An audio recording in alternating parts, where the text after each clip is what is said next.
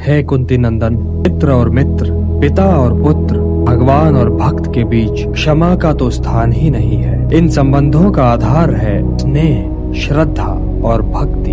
मैया वेश्य मनो ये माम नित्य युक्ता उपासते श्रद्धया परयोपेताः ते में युक्त तमामताः।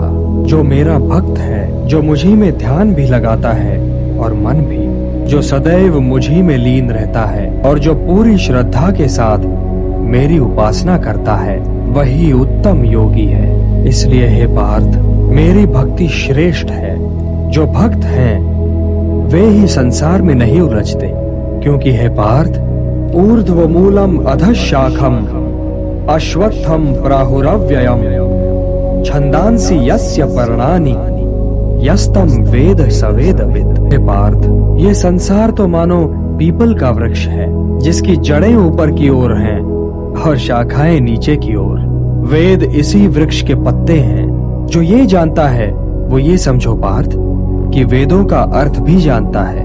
इस वृक्ष की शाखाएं ऊपर नीचे सारी ओर फैली हुई हैं, जिनका परिपोषण किया है प्रकृति के तीनों गुणों ने, सतोगुण, रजोगुण और तमोगुण। इसकी जड़ें मानव समाज में बहुत गहराई तक फैली हुई हैं। इस वृक्ष के वास्तविक रूप की अनुभूति इस संसार में संभव नहीं पार्थ, क्योंकि ये तो कोई देख ही नहीं सकता कि इस वृक्ष का आदि, अंत और आधार क्या और कहाँ है। किंतु मनुष्य इस संसार रूपी वृक्ष को वैराग्य की कुल्हाड़ी से काटकर उस परम पद को प्राप्त कर सकता है, जहाँ पहुंचकर उसे फिर लौटना नहीं पड़ता।